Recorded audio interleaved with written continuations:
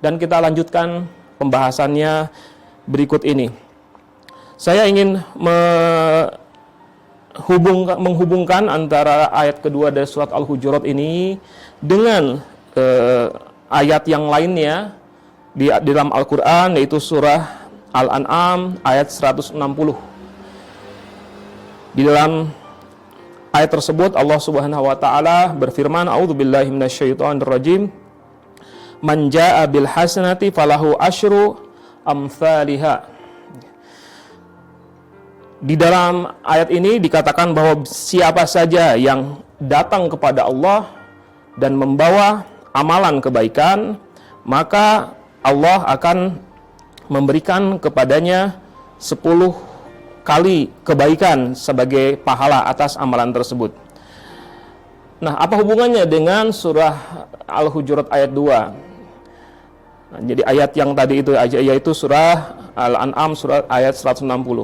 Hubungannya ada pada bahwa di dalam ayat ini surat Al-An'am ayat 160 dikatakan bahwa yang akan mendapatkan pahala nanti di sisi Allah yang minimalnya adalah 10 kali lipat, itu bukanlah perilaku perbuatannya saja.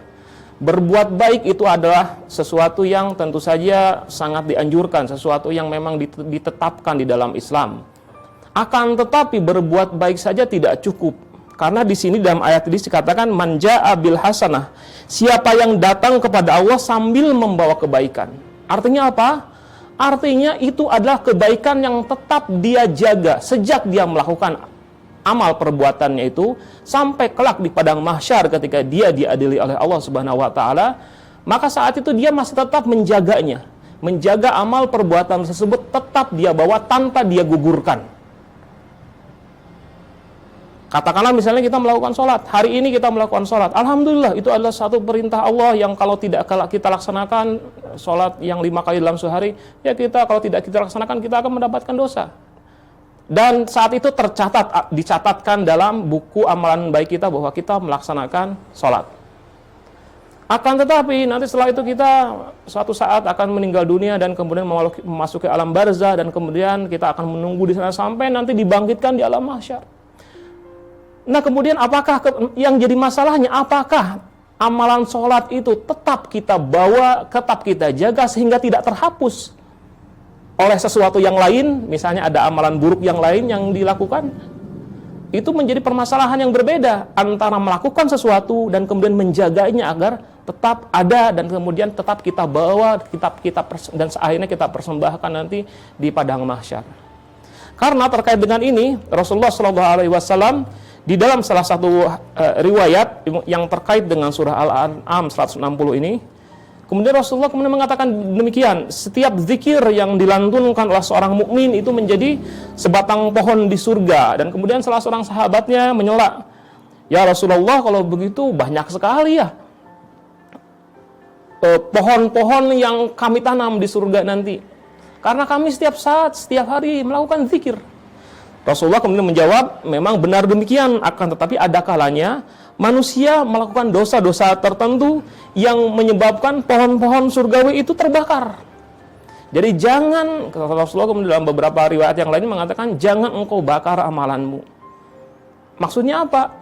Ya maksudnya bahwa yang namanya amal perbuatan itu sangat rentan untuk kemudian hapus sia-sia saja. Zikir yang kemudian yang dalam hadis ini dikatakan sebagai satu perbuatan yang kemudian di akhiratnya nanti, di surga nanti akan berbentuk sebuah pohon yang rindang yang menjadi sesuatu, menjadi hadiah buat kita, buat siapapun juga yang masuk di surga sana. Belum tentu itu pohon tersebut masih tetap ada ketika kita suatu saat nanti akan masuk ke alam akhirat. Karena apa? Karena ada amalan-amalan tertentu yang membakar zikir tersebut. Nah, itu adalah sesuatu yang perlu kita perhatikan sekali lagi. Betapa yang namanya amal perbuatan baik itu tetap harus kita jaga sedemikian rupa, dan kita harus memperhatikan akhlak kita, dan kemudian memperhatikan juga jangan sampai apapun juga yang sudah kita lakukan menjadi sia-sia gara-gara kita